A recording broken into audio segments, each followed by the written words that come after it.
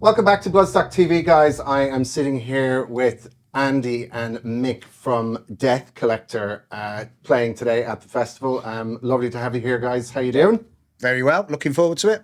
Yeah, thanks a million for having us, Oran. No problem at all. Listen, we were just having a chat before we started. This is a big show it's a big show for all of you, but Andy, this is a big show for you, being the last show. Yep, it certainly is, like I say, I made a decision quite a few months ago. I just decided I've been in music now for since I was about 14, something like that, mid-80s. And I just thought it just felt right to just call it a day, really. So, like I say, it's been fun. I've enjoyed my time over the years. I've done some amazing releases, like with Bolt Thrower and Memoriam.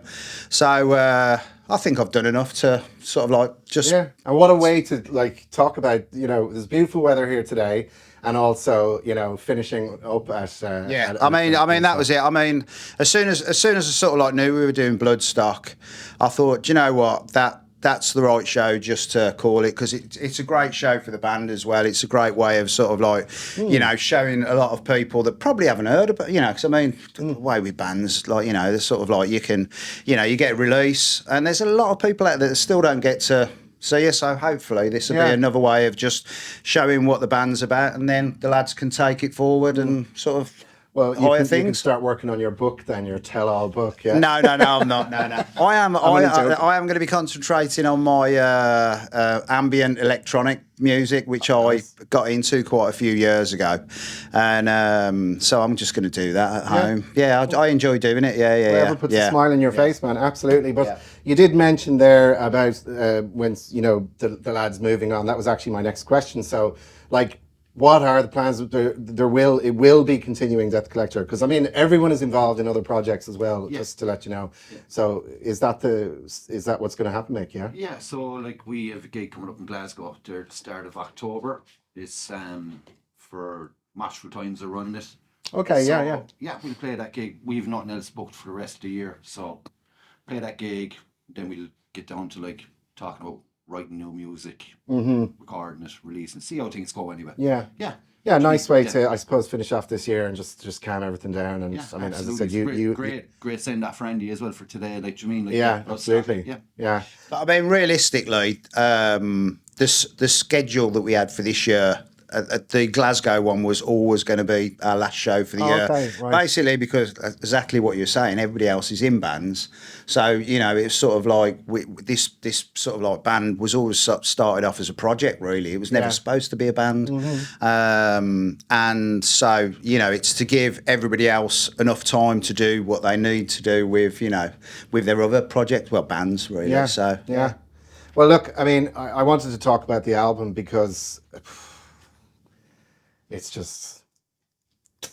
such a fucking amazing album. Thanks. God, I when I was looking through some notes for this, I was like, Jesus Christ, that was released a year ago. Like at this stage. I mean, it only feels like it was maybe 4 months or something. Yeah.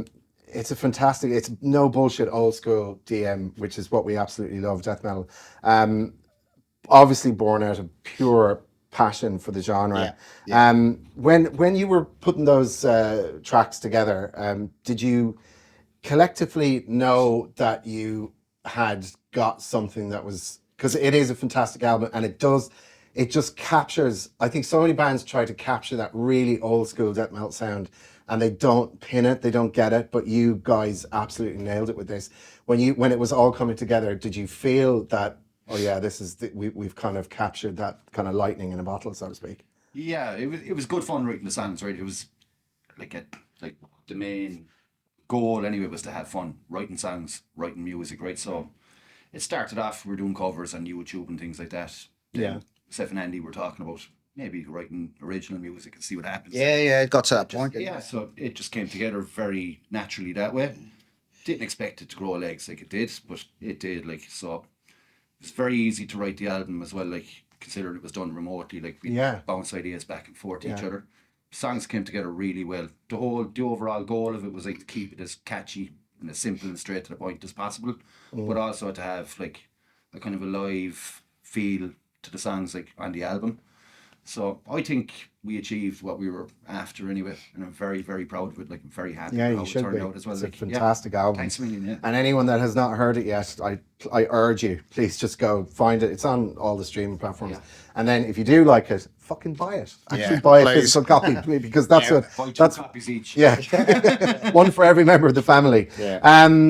Right. So, is it too premature for me to ask about, is there any kind of new music under the Death Collector that you've been fiddling around with or working outside of the projects that you like, the other bands? There is, like, we've been working on stuff together, you know, over the last 12 months. Like, Yeah. So there's ideas there anyway, like, you know.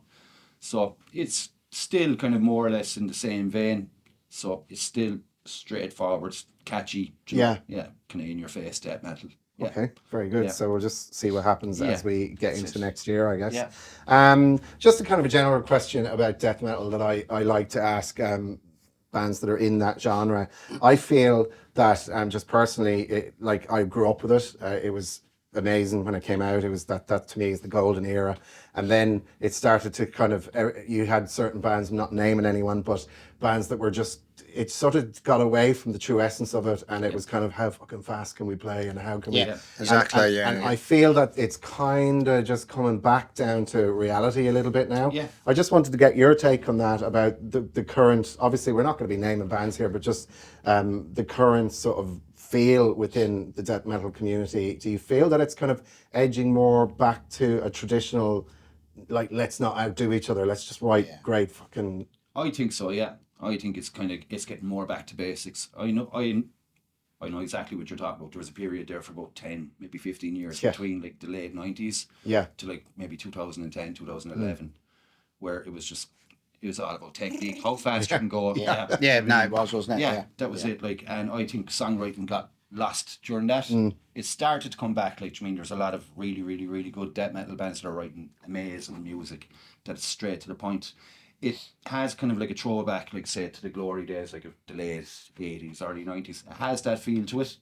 Like, as I say, nostalgia sells and things like that. But when it's done from the heart and it's executed and played properly, you can't beat it. Like, that's it. Like, I agree, 100%.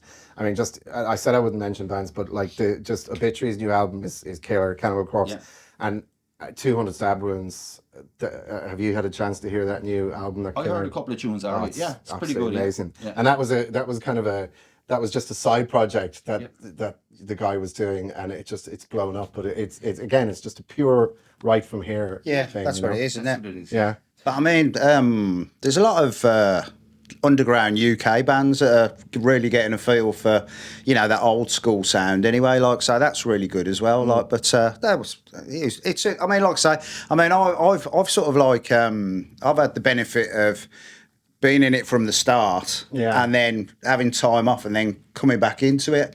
And it's interesting to see a lot of the younger lads now actually taking, you know, instead of just trying to be super fast and super technical, but there is a thing to just my mantra for making music, or, you know, the idea, it's all about catchy tunes, making people head bang basically, and if you can do that, you know, brilliant. It's not hard really, you know, but it is as simple as that really. It's just a case of, you know, catchy tunes, you know, and sort of like which are heavy as well. Yeah, 100%. So. Okay, well, you were saying to me there about your ambient electronic music that you're doing. My crossed path.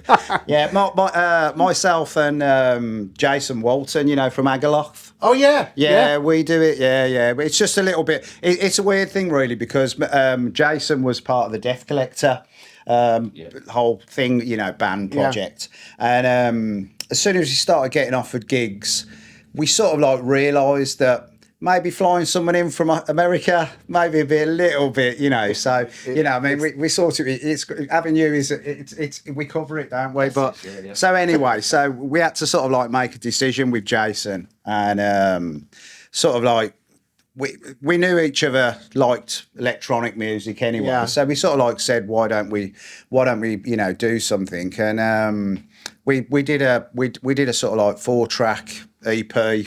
It's just sort of like ambient. It's like ambient war music. It's what kind of name? Do you have a name for it? Or? Yeah, it's crossed Crossed Path. Okay, Yeah, all we right. got a release on sort of like small release on Edge Circle Productions. It was a couple of years ago the first one came out. Right.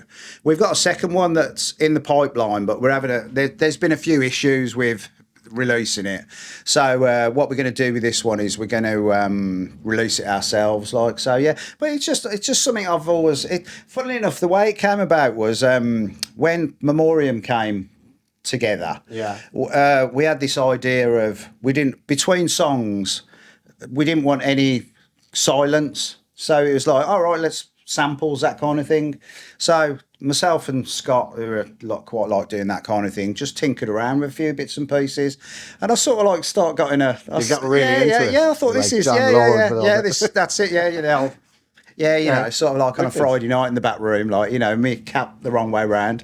So like, sort of like, brilliant. And but no. So just literally thought I quite actually like doing this, and then I made the ideas for the first cross path thing, and Jason sort of like said that's different. It's really it's really, you know, it's quite different, but yeah. So that sort of like doing, and I just thought, you know what, I'm just going to carry on with that. So we'll see what me and Jason do, like, but it's just a bit of a labour of love, really. It's all these labour of loves, though, that actually, when you least expect it to evolve into something big, it does. You know. Well, let's wait and see. Hopefully, but best of luck I like just doing it for myself, really, and then we just do small releases, and you know, some people tend to buy it.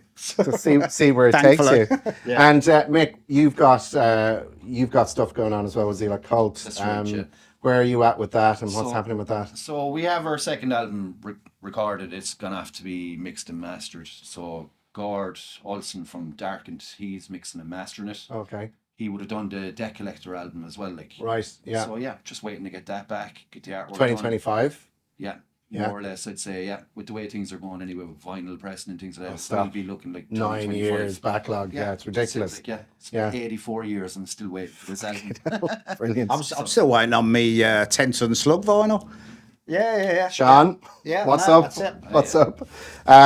Great. Well, listen, guys, we're just about out of time. So once again, thank you for coming in. That's brilliant. I hope you have a great show today, and you're going to get hazed afterwards, I think. Well, at least we've rehearsed. The classic. What was it? The pull Ozzy pulled Bill Ward's pants down when we were out doing the whole. So, The bumps and Cold draft. Willie shrinks. Like a dickhead. Yeah. Excellent. But listen, thank you so much. It's amazing to have you here, and best of luck with everything going forward. And everybody out there, just check out all the things we were talking about here. And Death Collector. Brilliant. Thank you. Amazing. Brilliant. Brilliant. Thanks, Millie.